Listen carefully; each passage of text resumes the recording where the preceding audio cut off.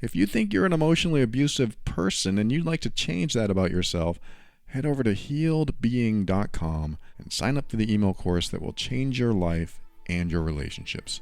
Life presents the toughest challenges. Every day you are faced with decisions that test your ability to express who you really want to be in this world. We're told to keep saying affirmations and keep thinking positively, but what do you do when that stuff doesn't work? Welcome to the Overwhelmed Brain, where you'll learn to make decisions that are right for you so that you can create the life you want now.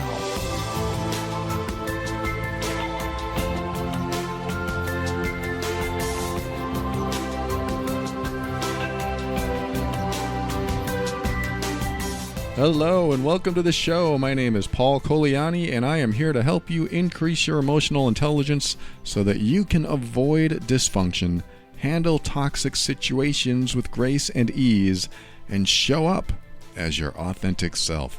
Everything I talk about on the show is my personal opinion and is meant for informational and educational purposes only. Always consult a medical or psychological professional before making any changes that could affect your physical or mental health. I had a couple emails today regarding inadequacy, not feeling like you are good enough, smart enough, good-looking enough, and other things that make you feel like you're just not all that. Not that you have to be. I don't believe that you have to feel like you're all that. It's sure a nice feeling when you do feel like you're all that, but it is something that a lot of people struggle with. So this is why I'm tackling it today. I think that it's important to remember that worthiness comes from within, and we often grow up thinking that we are getting our worth from somebody else. And we often have an upbringing where we look for worth outside of ourselves. And I know that's kind of an ambiguous or generic statement to say worthiness comes from within, because that's a process too. It's a process to consider yourself worthy and consider yourself important, and also consider yourself, what I like to do sometimes, or at least suggest and do, is consider yourself hot stuff. So however you treat that, I'm not saying it has to be a physical thing, or maybe it is. It doesn't have to be a mental thing, but maybe it is. However you define it. But I do like going in that space and becoming, believe it or not, a little egotistical every now and then, especially if your ego has been crushed or decreased over the years, or maybe never healthily nurtured. Because I believe when your ego is nurtured and you feel worthy and you feel important, as long as you don't go over the top with it, and as long as you aren't shoving it in everyone's face that you're hot stuff and you just feel it inside, that changes your life. It changes how you show up in the world. Talk about showing up authentically. If you can look in the mirror, or even the mirror in your mind, and think about yourself and say, I'm damn good. You know, there's things that I'm not so good at, but I'm damn good at a lot of other things. And it's not even about doing things. It's about being who you are, how you show up. I'm damn good. I'm hot stuff. So these are just little terms that I use. You don't have to use them, whatever works for you. But I like to have these little reminders just in case I start to have any disbelief that I'm anything less than wonderful. And this isn't just about me. It's about you. It's about developing a belief system that you are wonderful. You are amazing. You are fantastic. But a lot of people don't feel that way. And it's funny, I just received an email a few weeks ago from somebody who said, I just got an auto reply from writing you a message, and it said that you are awesome. And I think he or she meant that I was saying that they were amazing, not awesome, even though that might be true as well. But this person wrote, how can you say that? What if the person writing to you isn't amazing or awesome? What if the person writing to you, I think they use the term sucky. What if the person writing to you is sucky? And they read that they're amazing, so they never consider that they might be sucky, so they go around thinking they're amazing even though they're sucky. So they keep being sucky because they think they're amazing. it took me it took me some time to process this email, but I understand it. It wasn't like, I didn't understand it. I understand what that person's saying. It's sort of like when you, how can I say this? Tell someone they're great at doing something and it turns out they're really not that great. But you want to compliment them. That's what I think this person's saying, is that I'm complimenting people without knowing and maybe even feeding them some sort of story or lie. And so this person probably thought that if I say this, then what it does is it steers them clear of finding help, or it steers them clear of recognizing something in themselves that needs improvement. I totally get that, and I wouldn't tell someone who had 2 left feet that they were a great dancer. I might say, it looks like you're having a lot of fun, but I wouldn't say, wow, you're a great dancer, you should be on stage. I probably wouldn't say that to someone who really wasn't a good dancer. Not that I'm a professional or a coach in dancing, although I did take some ballroom dancing in my past, so I know that kind of well. But, somebody's dancing out there, and it may or may not be something I like. But if I don't like it, I'm not going to say, hey, I really loved your dancing. Do you do this professionally? I probably wouldn't say that. So coming back to this email, one of the reasons I say you are amazing at the end of every show, and even in the letters that I write to people, if I feel like saying it, if it's appropriate, I will say that, especially when I am amazed. I don't always say it, but the reason I say that, again, on the show and in those emails, is because I wholeheartedly believe that when you are on a personal growth and development path, that you are doing something amazing. You are on a good path. You want to improve yourself. Think of all the people that don't want to improve themselves.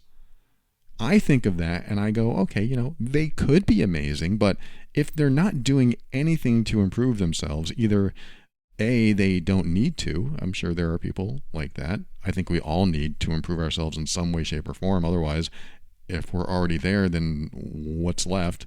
But there could be people out there that don't need to do anything, and that's fine. I have no judgment against that. Or B, they might not think they need improving, and that's fine too. But they don't want to, and they're not going to listen to a show like this. They're not going to write to me. They're not going to watch videos or read books on anything that has to do with improving their life in any way, or at least in the way I'm talking about personal growth and development. And those people, no, I probably wouldn't say, hey, you're amazing. I wouldn't say that. Not because I don't believe it, but because from my perspective, in the context of personal growth and development, if you have chosen not to look within or reflect or work on yourself or read things or listen to things that help to improve you in some way, shape, or form, it doesn't mean you're not amazing. It just means that I probably won't say you are amazing to every single person that is in that space. But regarding this email, it's pretty much what I told that person. I said, if you are on a path of personal growth and development, and if you are a critical thinker, not that you have to be, but you're curious, you are asking questions, you want to know how to improve yourself, so you are seeking answers, that to me is amazing, because there's so many people that don't. There's so many people that don't. They don't think they need help. They go through the world closed-minded, and they believe they don't need anyone's help. And I'm not saying that there can't be people out there like that don't need help. Maybe they're great. I don't know. The people I meet on the other side of the coin that don't really seek self-improvement in any way are usually the closed-minded ones. They believe what they believe. They don't want to hear differently. When someone comes up with something they disagree with, they don't want to have a conversation about it. They just have their belief system and they want to move forward, and they don't want to think about anything else or consider anyone else's point of view. And I can't honestly say that I would say that that person with that closed mind that doesn't want to reflect, that doesn't want to have a conversation, and isn't open-minded enough to at least consider things, I probably wouldn't say they're amazing. Not that they aren't. They could be. I just don't have enough information. The information I look for is in my realm of what I study, what I practice, what I coach on, what I teach. This is all from my point of view. So this is why I wrote that back to this person in a much more condensed format, that anyone that writes to me, anyone that listens to this show, anyone on a personal growth and development path, you are amazing. And I wholeheartedly believe that. I believe that anyone trying is on the right path. You're trying. And if you're listening to this show and you're not open-minded and you're not open to learning new things or seeking to improve yourself in some way, shape, or form, or seeking to improve your relationship in some way, shape, or form, or even just learn about other people's behaviors because you got most of it down, but you still have questions about that, you're still amazing because you're still going after knowledge. And sometimes it's just education that you need to improve yourself with. And not that everyone needs to improve themselves, but just the way I worded it. But sometimes you just want to learn something new, and that helps to improve your life in some way, even if it's just to make you happier. So I wouldn't necessarily say you are amazing to everyone, but those who reach out to me and ask questions and those who listen to this show, I believe it. What if I'm wrong? What if they really aren't amazing? Well, how does it hurt to hear it every now and then? Maybe that sucky person that person wrote about in the email has never heard it because their upbringing, their parents, their caretakers, their, quote, friends and family, maybe they never told them that. Maybe they believe they're stupid. Maybe they had role models that mistreated them. Maybe they had a traumatic past or an abusive past, and they don't know how to treat other people because the way they learned was the way it was taught to them, which is how they were treated when they were growing up. And when you are treated a certain way, you probably won't ever hear how amazing you are. So I have a special place in my heart for those people too, even when they're being, quote, sucky. If you have a bad attitude, if you're being mean to other people, I still have a place in my heart for you. I do. I still think you're amazing if you're seeking answers, if you want to improve yourself. If you don't want to improve yourself and you're okay hurting other people's feelings and walking around closed-minded and never wanting to improve relationships and blaming everything else on everybody else, I might say you have a lot of potential. But I do hope that somebody maybe in that boat that might be seeking answers might hear me say, you are amazing, and take what they hear and absorb it into their system so that they feel it and they want to feel that again and more of it, and they'll keep listening, and maybe they'll open their heart, they'll open their mind, maybe let go of an attachment to being right about things or closed-minded about things. And when that happens, boy, you better watch out, because those are the kind of people that can really make some big changes and surprise you with their wisdom. Because people who have been through a lot, people who have been through abuse, and they haven't really gotten the knack of healthy or non-toxic behavior yet, when they do, when they heal and they get that knack, they become powerful healers themselves. So there's a lot of types of people that I'm always talking about on this show, and if you ever hear me tell you that you're amazing, now you know why I tell everyone listening to this show, even though I've never met most of you. Now you know my belief system, now you know my approach, my perception, and why I know what I'm saying is true. I got a couple of emails to read. We'll be right back, and I will go over these feelings of inadequacy and not feeling good enough with people that have written in. Be right back after this.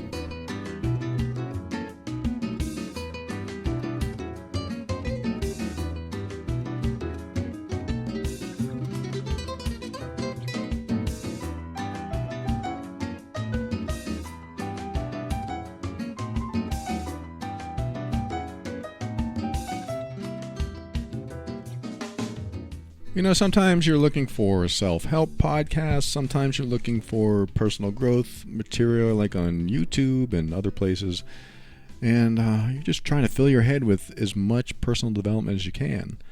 But sometimes you need a break. Sometimes you need to relax and chill and just give yourself a moment and do something that probably most of us do, which is play a game on your phone.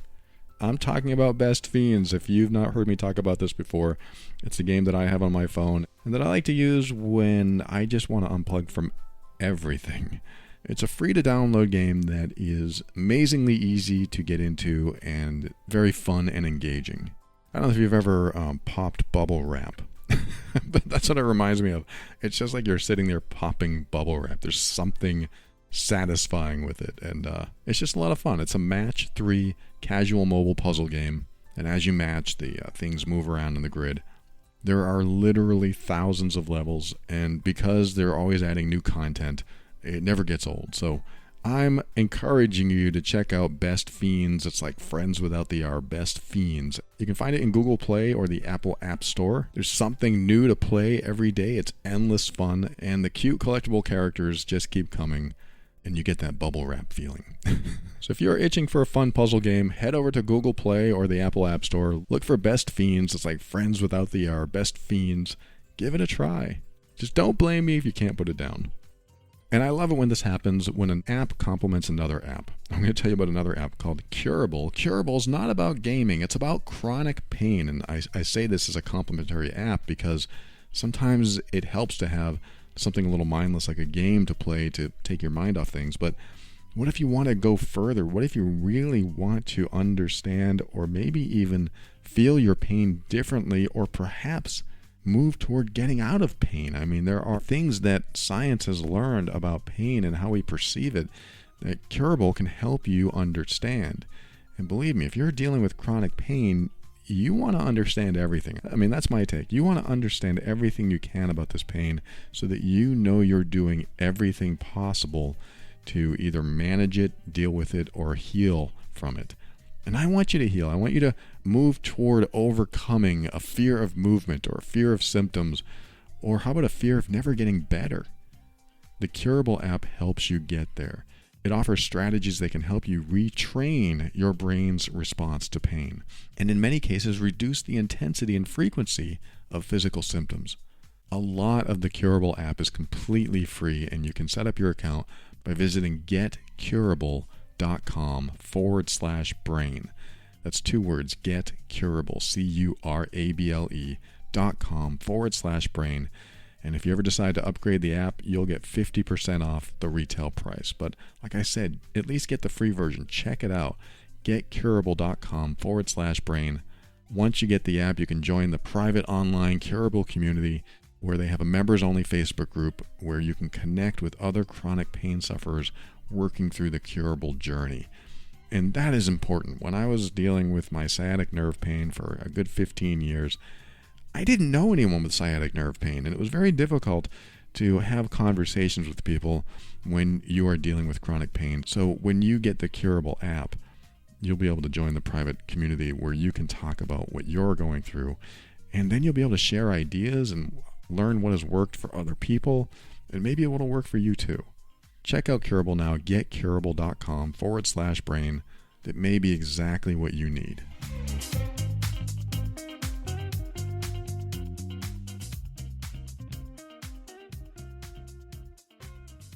Welcome back.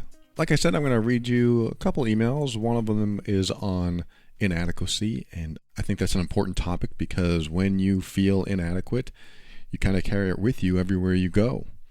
You might take it into your relationship, you might take it into your job. I remember feeling inadequate in many of my relationships in the past, and it is not pleasant, and it also makes for stress and awkwardness and jealousy. I experienced a lot of jealousy in my past because I figured if I'm not good enough, then somebody else is better. And because of that, why would somebody want to stay with me? And that creates a lot of toxic behaviors when you walk around like that. I'm not saying that everyone that's inadequate is toxic or unhealthy, but a lot of people, when they experience feelings of inadequacy, they usually make it up with some other behaviors. And those behaviors aren't necessarily always healthy. So we're going to talk about this in a little bit, but let me just go ahead and read this first email. Person writes, hey, Paul, I want to talk to you about my feelings of inadequacy. I am a non-biological uncle to 3 wonderful girls, and I cherish every moment I get to spend with them, and they seem to genuinely love spending time with me as well. However, they have several other uncles, some by marriage, others by choice, that they're close to as well, some of whom have known the girls longer than I have. Sometimes they show more affection to their other uncles than to me, which I suppose is a perfectly natural thing for kids to do, but it makes me feel inadequate, like I don't measure up to other adults in their lives. I've been working with my therapist to deal with these feelings of inadequacy, and I thought I was making a lot of progress.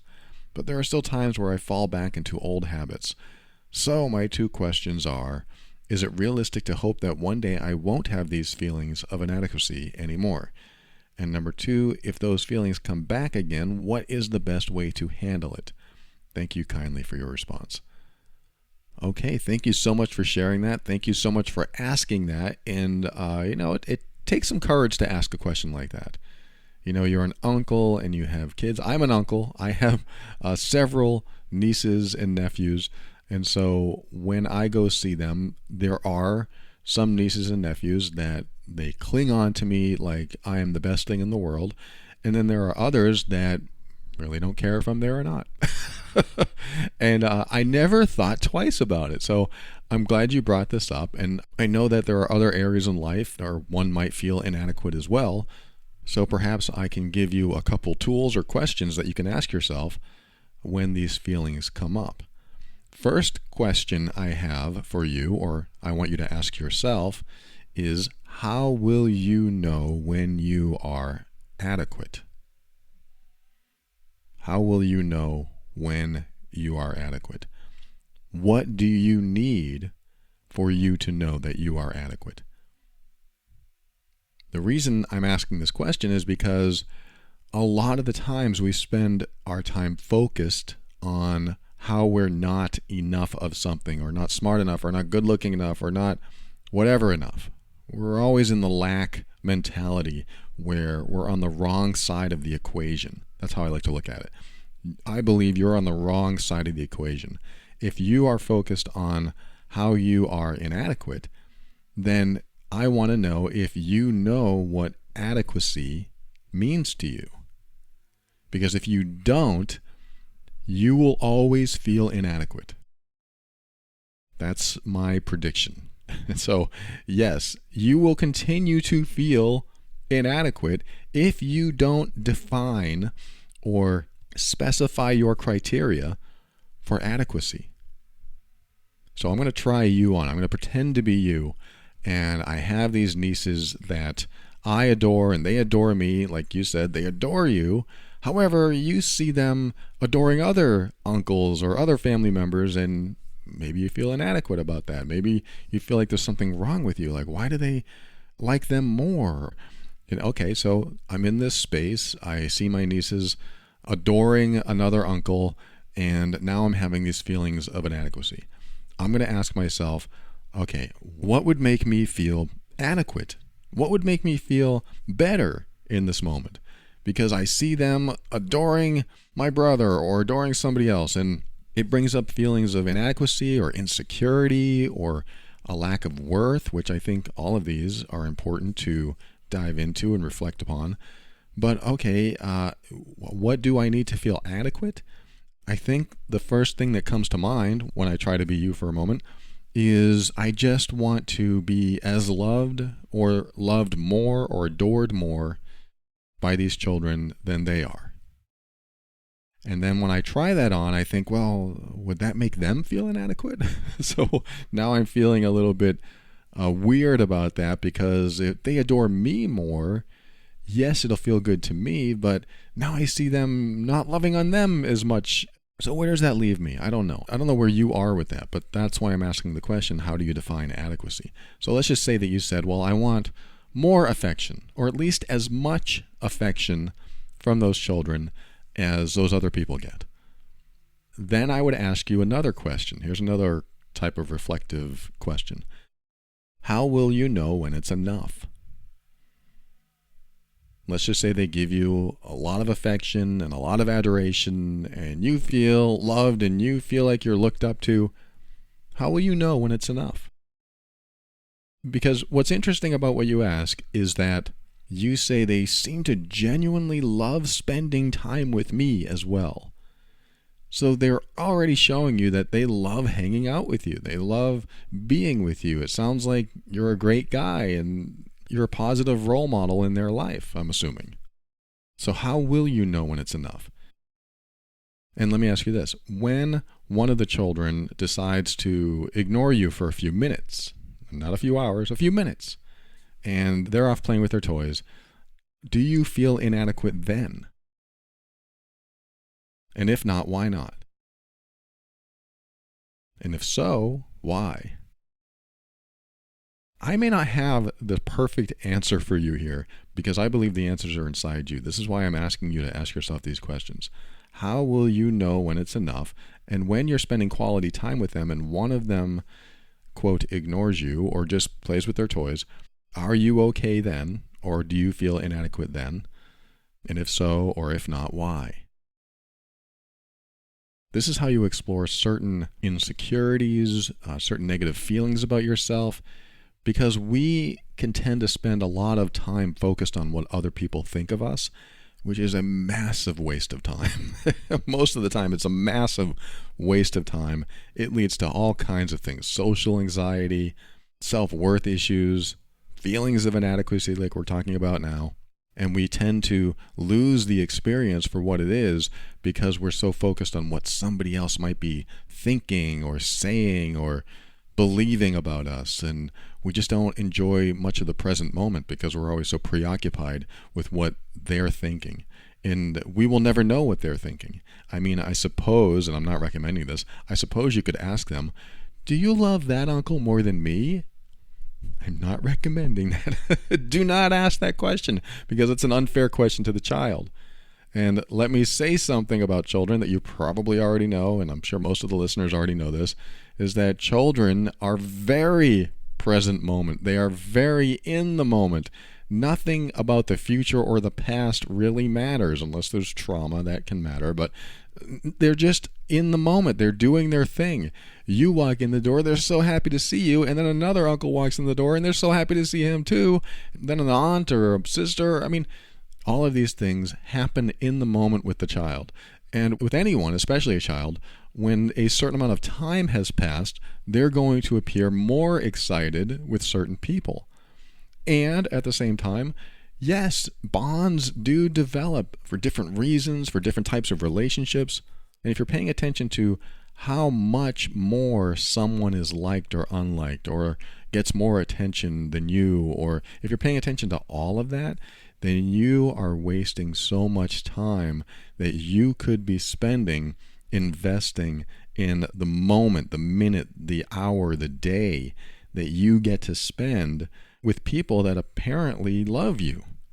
And that's where I like to go with this kind of thing, is that when we're so focused on what other people are thinking, what other people feel and what they think, then we lose precious time with them. This is very similar to what my girlfriend has asked me, and past girlfriends have asked me too, is that in my life, every single relationship I was in, except for one when I was very young, the girl that I was with broke up with me.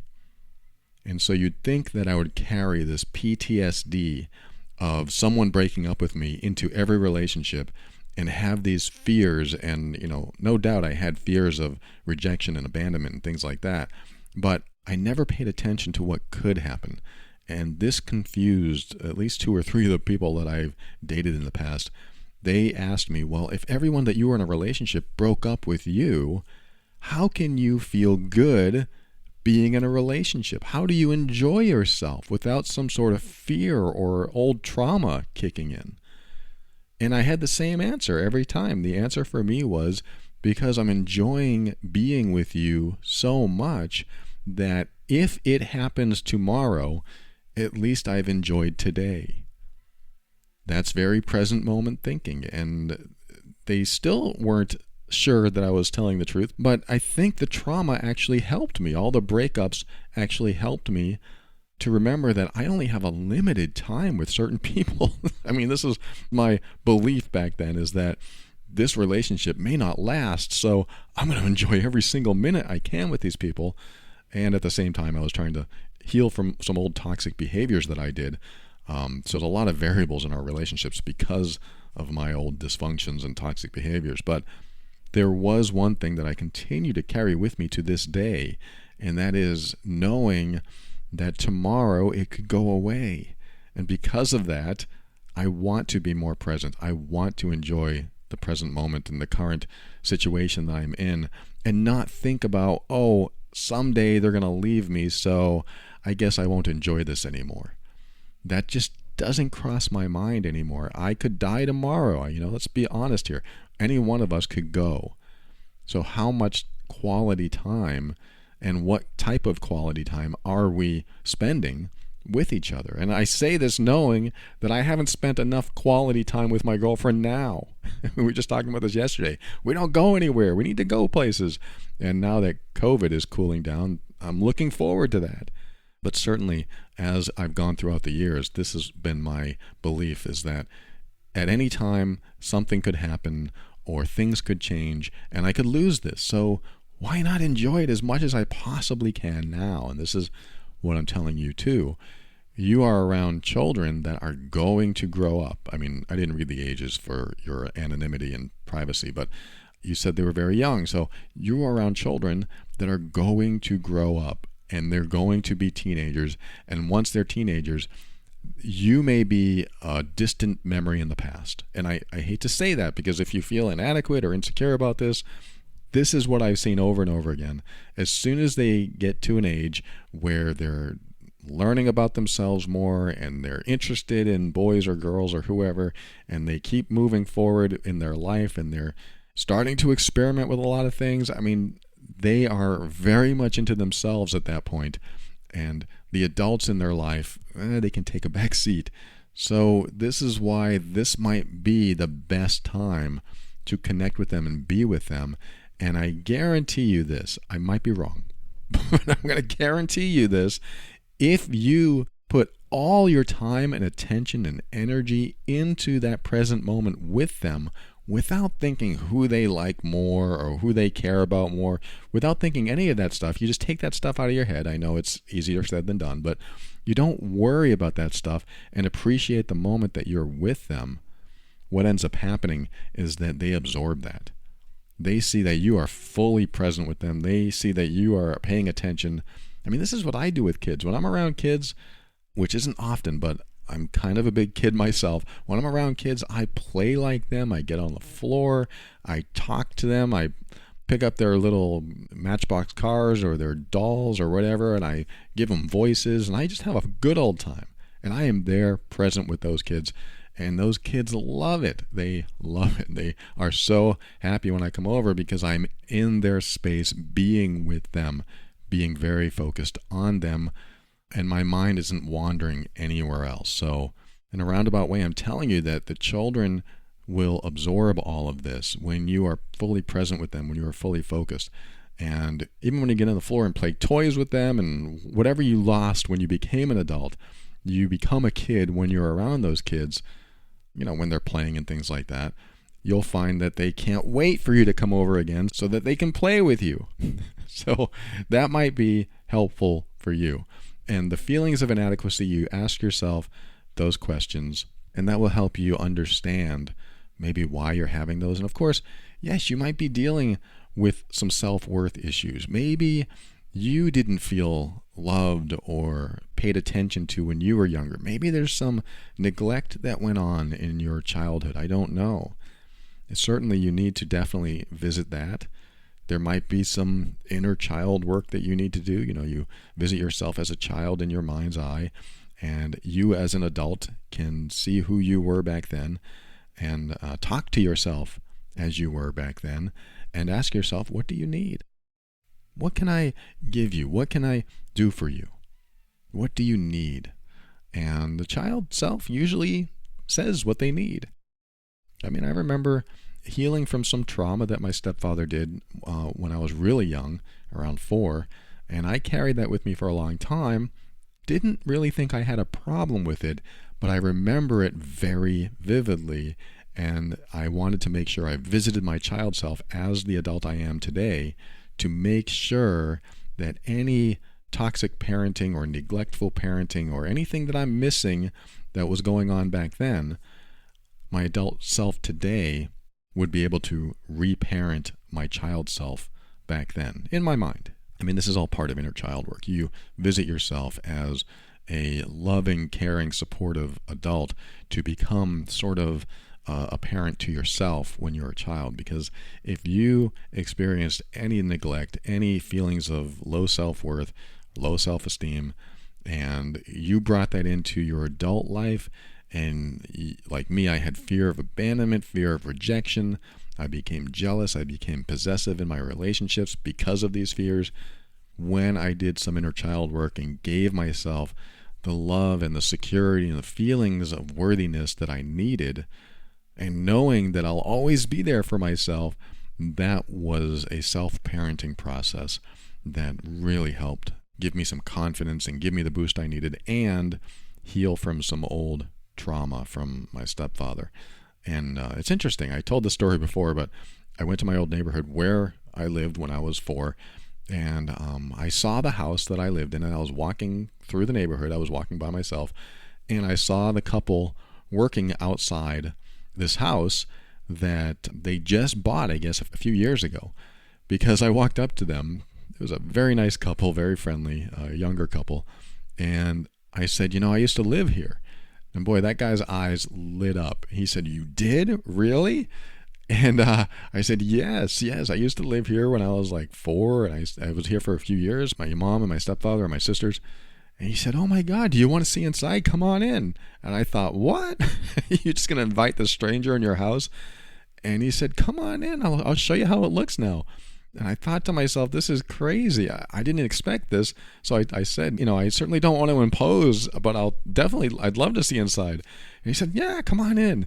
And so he brought me in the front door, and everything is so much smaller when you're an adult, especially when you were a kid that whole time. But I remember, we walked in the kitchen. There was the bathroom that I set on fire.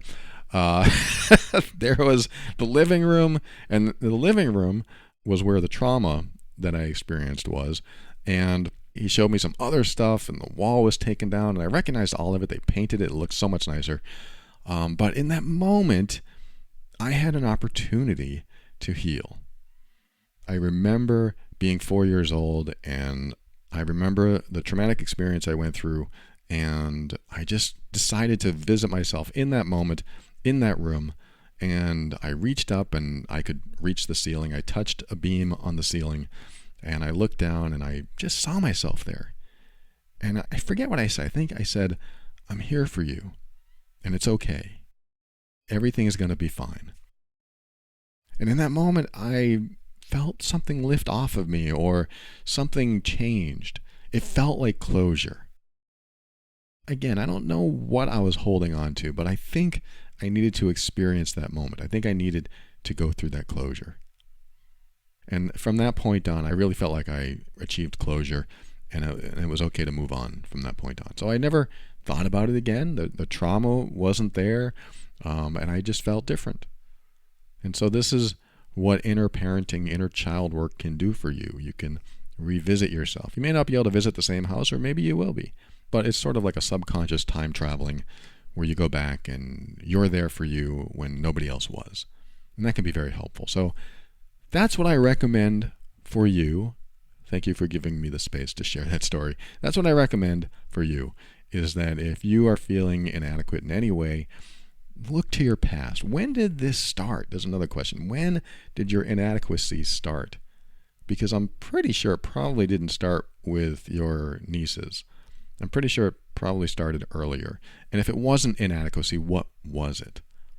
Because, things change over the years. When you feel low self-worth as a child, that turns into low self-esteem when you get older.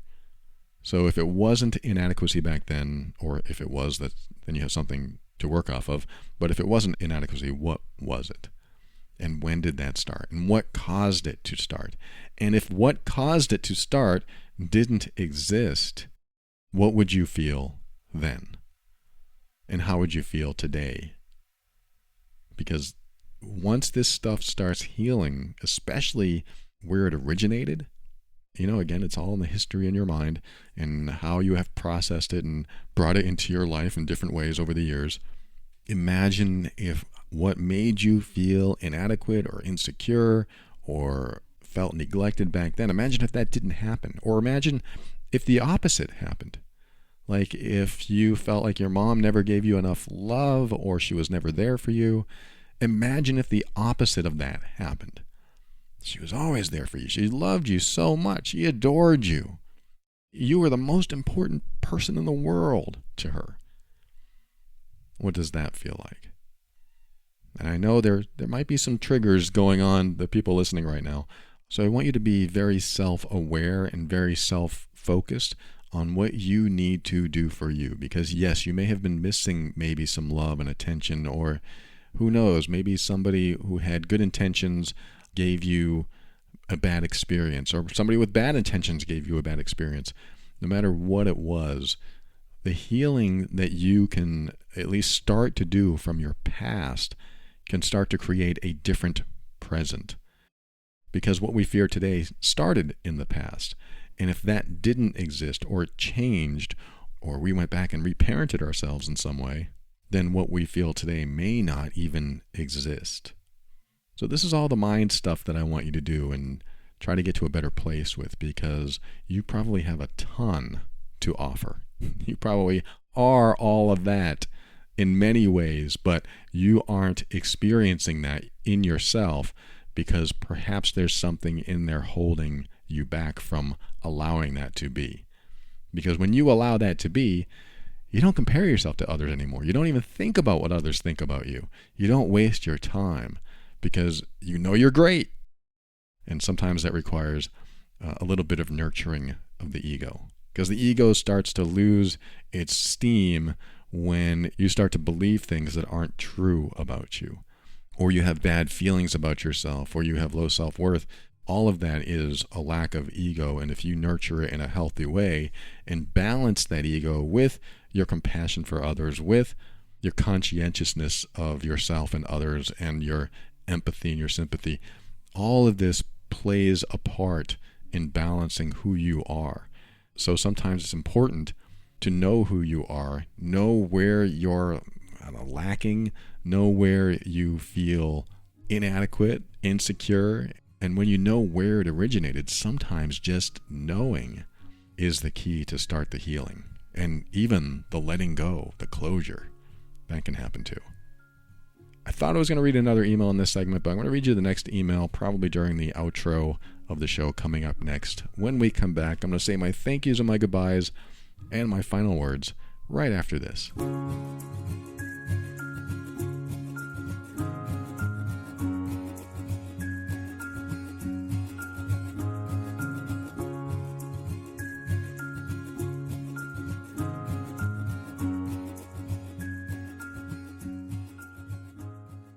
Thank you for listening to another episode of The Overwhelmed Brain. I want to thank Best Fiends. Head over to the Apple App Store or Google Play and download Best Fiends for your mobile phone. You're going to love it. And also Curable, the chronic pain app. If you are in chronic pain, I can't imagine why you wouldn't download this app. Head over to getcurable.com/brain and check out the app. I think you'll really appreciate how it works and how it walks you through things. I also want to thank the patrons of the week. These are the financial backers of the show that have become patrons through the patron program. I'll tell you about it in a second. Chelsea, Linda, Deborah, good to see you again. Vanessa, Maud, Ann, Somaya, Ron, Elaine, Brian, and Taylor. And if I mispronounce any of your names, please let me know. I definitely don't want to mess that up. I honor each and every one of you. I am grateful for you. Thank you so much for supporting the show, and I appreciate all the patrons that support the show. If you find value in this show and you want to give back, head over to moretob.com. That's moretob, like the overwhelmed brain. And you can join the patron program as well. You can become a monthly contributor, or you can donate once and set it and forget it. So if you'd like to check that out, head over to moretob.com. And in the patron program, I like to give back as well. I have about almost 100 episodes in there that have never aired. They're private episodes for patrons, and video archive and a bunch of free workbooks. You can check it out over there. Thank you again, patrons. I am grateful for all of you. And I want to mention the Love and Abuse podcast over at loveandabuse.com. If you're in a difficult relationship and maybe even experiencing emotional abuse, Love and Abuse is where I talk about that, how to deal with it, how to handle it, how to respond to it, and how to get through it. And I really hope that nobody needs that, but I know a lot of people do, so that's why I create it over at loveandabuse.com. I'd also like to mention the other side of that for the emotionally abusive people that want to change. I have an email program for you. It's called Healed Being. You probably heard me say it at the beginning of the show. If you go to healedbeing.com, I have an email course that runs indefinitely, and that email course also comes with a private anonymous discussion forum and a bunch of bonus question and answer emails. So when people ask questions, I make it a lesson and send it to you. But it's an ongoing paid course. If you are working on yourself, if you want to heal some of the toxic behaviors that you might have, there's more information over at healedbeing.com. When you sign up, you'll get the first 4 lessons for free. And if you want to continue receiving those and have access to the private group and all the questions and answers that I get regarding being emotionally abusive and trying to heal that and trying to get into a better space, head over to healedbeing.com. There's more information over there. And finally, thank you to Kevin MacLeod of Incompetech.com for some of the music transitions in The Overwhelmed Brain. And like I said, I have one more email. It's very long, but I'm going to shorten it to just a couple sentences, I think. Hey, I love listening to your podcast. I love Love and Abuse. I have really appreciated your insights. I feel like it's particularly powerful to hear your perspective as someone who's been through changes himself, where you used to do toxic behaviors. You used to be emotionally abusive, but through insight and self-work, were able to make a change. I've been doing a lot of processing about my own relationship with my husband, and I've been shining a light on patterns in communication that are not working for me. As I finally started to share more specifics with family and friends, and talk with the counselors and do more thinking and reading on everything, I have suspected that my relationship may have characteristics of emotional abuse. I purchased your mean workbook and took the quiz, and my score was 78. I tried to be as fair as I could and only check off items that I felt matched my feelings. Of course, as soon as I saw how high my score ended up being, I immediately doubted myself, and I felt that maybe I had been overly negative or dramatic about our relationship or not being fair to my husband. Okay, before I continue, for those of you who don't know, the mean workbook over at loveandabuse.com is a 200-point assessment that helps you determine at what level your relationship may be experiencing any bit of control or manipulation or emotional abuse. And 78 is actually, believe it or not, a lower than average score. I mean, the top score is 200, but it is a lower than average score from those who have taken the test and have shared with me their scores. So 78 is not that high, but it's still in the danger zone. You still need to address what's going on in there. She said, I tried to be as fair as I could and only check off the items that I felt matched my feelings. That's great. That's the best way to do it. But she said, of course, as soon as I saw how high my score ended up being, I immediately doubted myself and felt that maybe I had been overly negative or dramatic about our relationship or not being fair to my husband. And this is going to get into the rest of her email. And I said that I was going to read 2 sentences, but a lot of this is very relevant, so stick with me.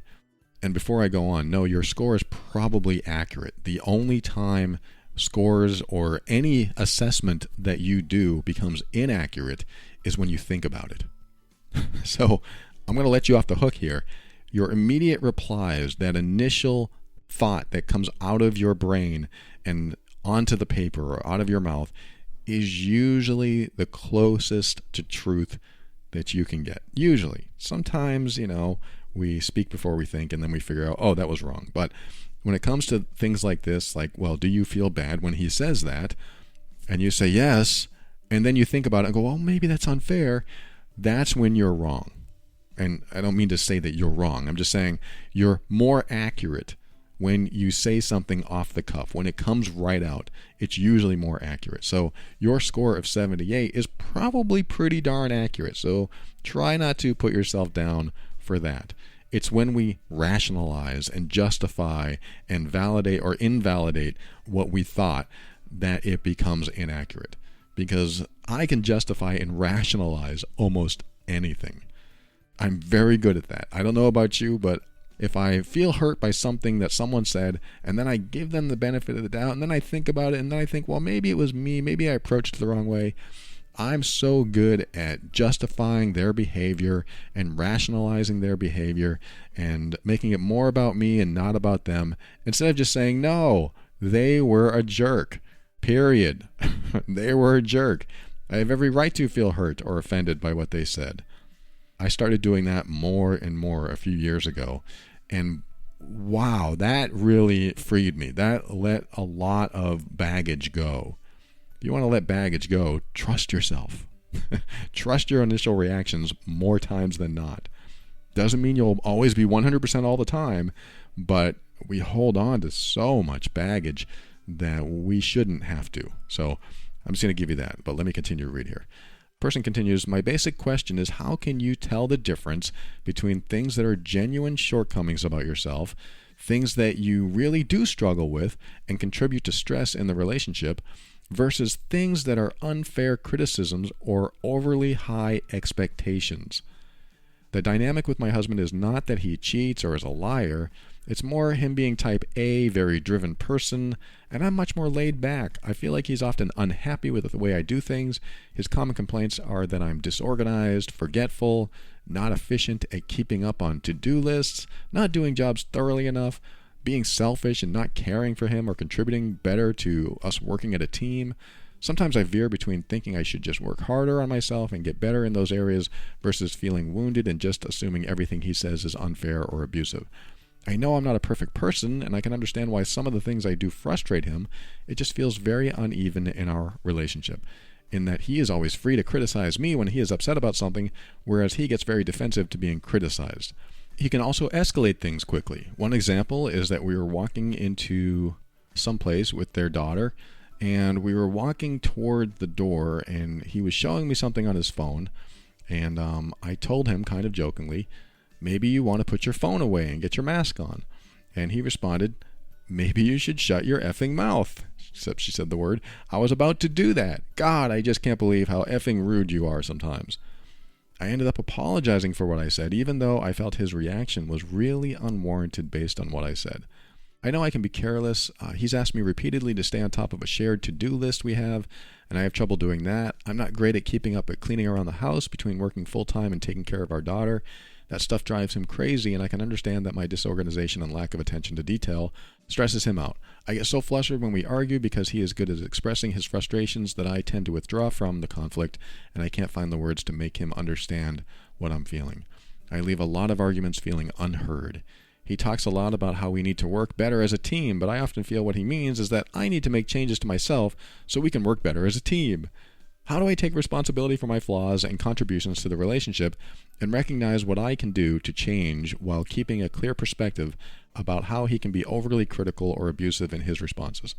Okay, so there's the whole email. That was the 2 sentences I told you I was going to read.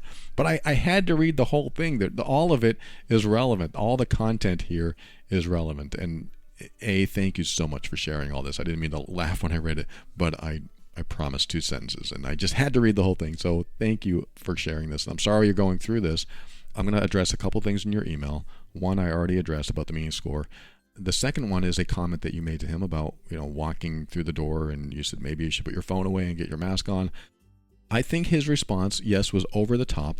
At the same time, I see that kind of response in someone who has heard it before in the way you've probably presented it before. Like you said, you were kind of joking and kind of sarcastic, but I also think that you were serious. And I think that he believed you were serious. And I'm going to guess that he felt like a 5-year-old being told by his mommy what to do. I'm siding with him a little bit, not that I agree with his response. But let me say, I do see this kind of knee-jerk response with the expletives and the anger, it sounds like, that he might have had behind it, from someone where the negativity has built up. So he may have some negativity building up inside of him, probably for all the reasons or many of the reasons that you mentioned. But I would make sure, and this is one little thing, I'm not siding with either one of you, but if I were to change one little thing that you can start doing, is to hear yourself in your head before you speak out and make sure you do not sound like a parent.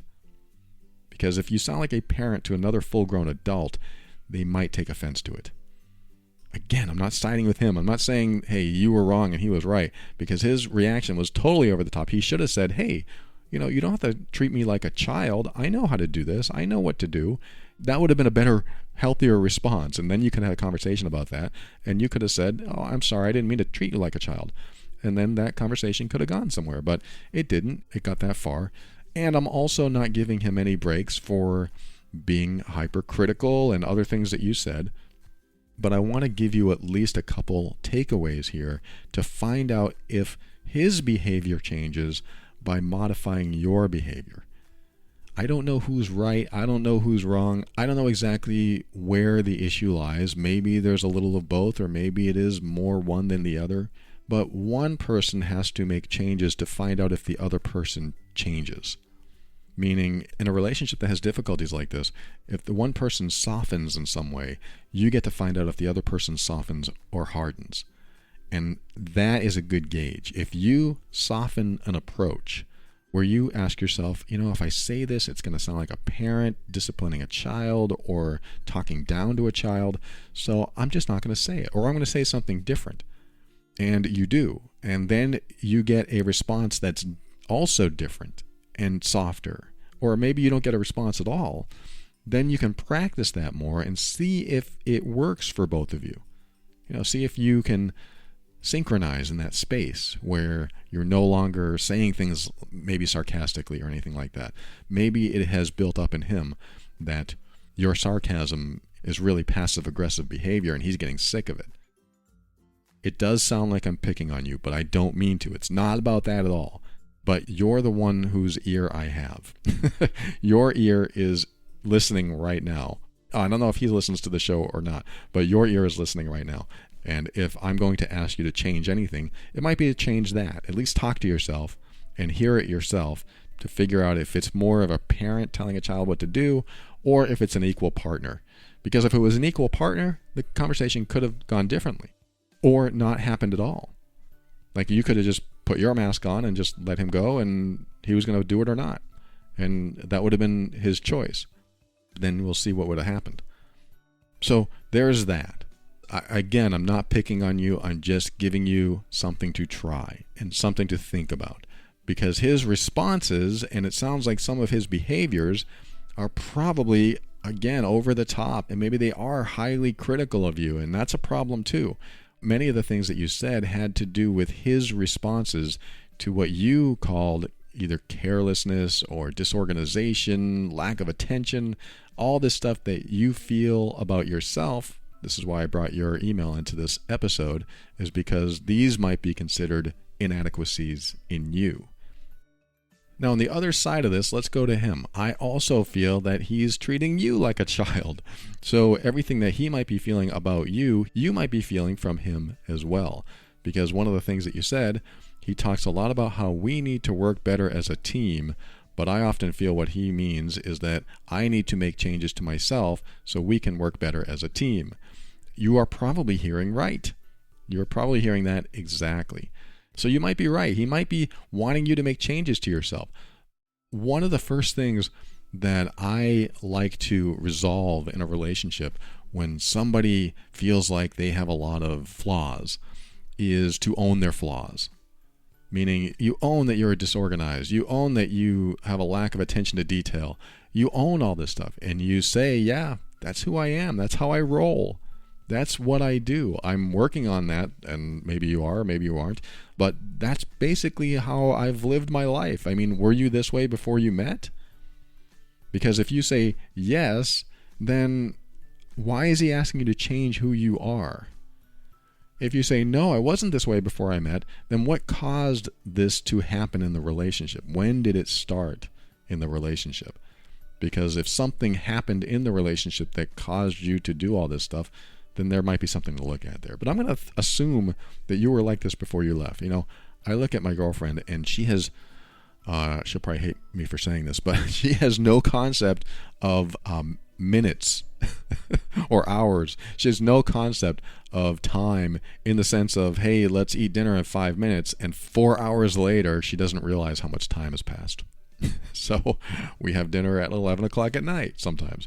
Not that she only makes dinner. We both make dinner, but I'll say, hey, I'm ready to make dinner. And she goes, give me a minute. Give me 5 minutes. And I'll give her 4 hours. And she's still not ready. So that is something that I've learned to accept. When she tells me that I'll be ready in 5 minutes, I'll be ready in 10 minutes, I'll be ready in 30 seconds. I know that I have to at least quadruple that number. So that's what I do. And when that happens, I always note the time. I always say, okay, it's 7:15. She said she'll be ready in 5 minutes. So by 7:45, I'm going to say, okay, you said you'd be ready in 5 minutes, just letting you know it's 7:45. And then she'll go, oh, okay, yeah, you're right. But that is okay with me. I have grown accustomed to that personality characteristic, and I kind of have a laugh about it now because I no longer have that expectation of her. And that has freed us both. That has allowed her to continue being herself, whether she likes that or not. It's who she is and she owns it. And it allowed me to stop having such expectations for her. This is why I'm telling you, if you just own what you are and how you respond, and if you just own these characteristics, these qualities about yourself, and you convey that saying, yes, I'm disorganized, I understand, and I understand that it drives you crazy, but that's probably not going to change. So will you be okay with it? I mean, that's what I would ask you to ask him. Will you be okay if that never changes? I'm disorganized. I don't have a lot of attention to detail. Will you be okay with that? And it doesn't mean that you won't try in some areas and work on something, but if you're going to try in anything, just try one thing. Just work on one area. If you're going to work on anything, just work on one area. But right now, everything you're describing is major overwhelm. I'm this. He has a problem with this and this and this. There's so many things. This is why I believe it's very important to talk about the specific event at the time it happens. Like that response that he had. Maybe you should shut your effing mouth. Maybe at that moment, you could have said, wow, you sound very upset and you sound very angry. What's going on?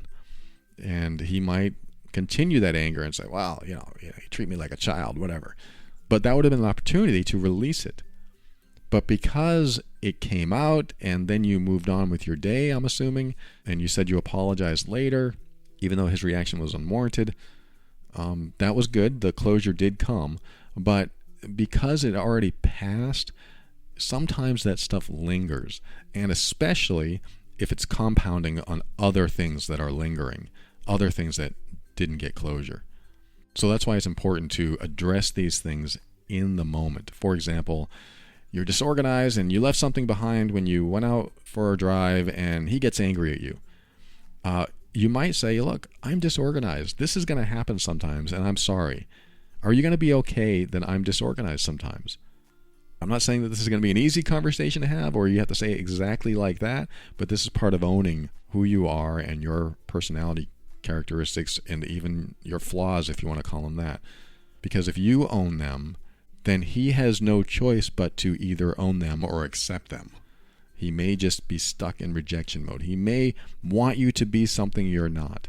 I want you to be very aware if he wants you to be something you're not.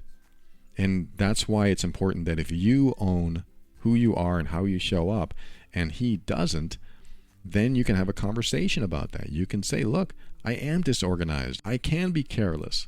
It's something I've lived with all my life, and other people have gotten upset with me too. I'm just looking for someone who will accept me with all my flaws. Will you be that person? Will you work with me? Can we be a team on that? Talk about teamwork. Can we be a team on that? If he says, no, I need you to be more organized. No, I need you to do this. I need you to do that. Then you're asking me to be someone that I'm not. And I don't know if I will ever be able to satisfy you there. What this does is it forces him to come to a decision, to come to a place in his mind that he finally can hopefully accept that all his aggressive behavior or even emotionally abusive behavior is pretty much pointless, because emotional abuse is usually geared toward changing the person you're with. It's control. And if he finally accepts that he cannot change you and controlling you just leads to more problems, then maybe he'll back off. I don't know. I mean, that's a tough one. There's a lot going on in your relationship. I have no idea when it started or why it started or what he wants to get from you. But I think that's a good way to look at it, owning how you show up. And let me address your direct question, which is, how can you tell the difference between things that are genuine shortcomings about yourself, things that you really do struggle with and contribute to stress in the relationship, versus things that are unfair criticisms or overly high expectations? I'm going to say and both. I think you might have shortcomings, and so does he. And he's probably highly overcritical, and he has unfair criticisms. I think they're both true. I don't think the question of telling the difference is the right question. I think the real question is, can he be okay with what you call your shortcomings? I think finding out a yes or a no to that question tells you exactly where you stand. It tells you how things are going to go. If he says, well, no, I'll never be okay with that, then you know you will never, ever be able to show up in a way that works for him. And you might have to say that. Then I know I'll never be able to show up in a way that satisfies you. I know it. Now that I know, there's really nothing I can do about it. So where does this leave us? I mean, this could be a hard conversation. This could turn into this. I'm warning you in advance that when you find out an absolute of someone's acceptance or not, meaning they finally choose to not accept you or they choose to reject you, the next step is usually a hard conversation. And that's not always pleasant. And it could also lead to incredible change. This is why being honest and forthcoming and owning who you are at the risk of losing someone you love is so important, meaning you show up as yourself and you own that about yourself, and you find out if your partner accepts that about you. And when you do that, you get to find out if the relationship's going to last or not. So I'm not saying that you're on the cusp of losing this relationship. I'm just saying there are things that might need to come out that when you talk about it, it might lead to a hard conversation. It's like definitively knowing something and having no choice about it. Have you ever found out something that you had no choice but to accept because without a doubt it was what it was? It's like the story I told a long time ago when I was married. My wife got a cell phone, and on the cell phone she could only hold I don't know what it was, something like 32 contacts. It was like a cheap knockoff phone, and she was going through and she's trying to add more contacts and it wouldn't allow it because it would only hold 32 contacts.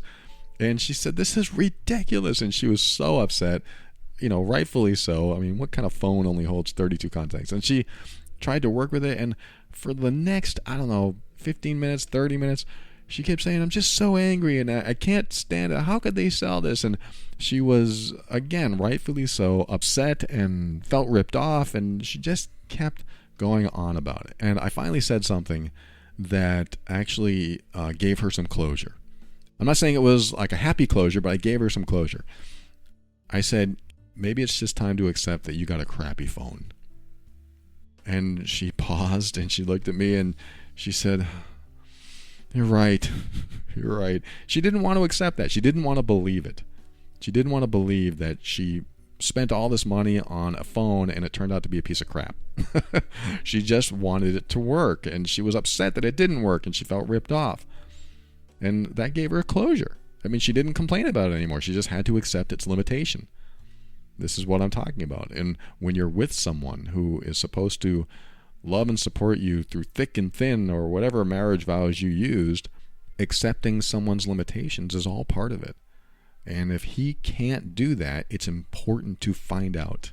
It's important to find out if he can accept your limitations.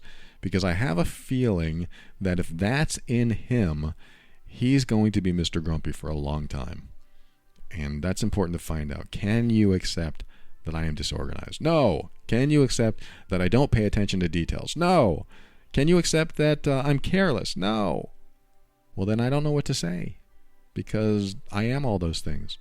And as much as you want me to change, I don't think I can. I've tried and I'll continue trying, but I want to be with someone who knows about these characteristics in me and will accept me and still love me anyway. I'm not saying the conversation needs to go that way, but maybe it does. I know it's challenging. Thank you so much for sharing this. There's so much more to say on that, but I hope what I said today helps, and I wish you much strength and healing through this. Thank you for writing, and thanks for tuning into another episode of The Overwhelmed Brain.